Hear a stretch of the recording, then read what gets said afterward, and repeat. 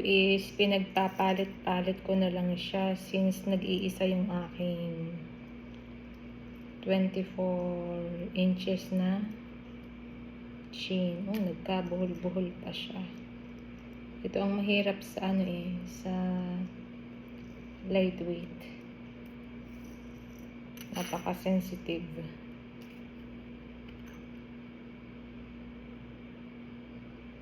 So, magaganda yung nabili kong pendant. Malalaki ang kanilang mga argolia. So,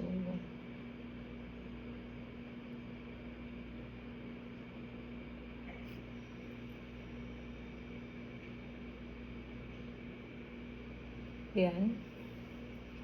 Ang aking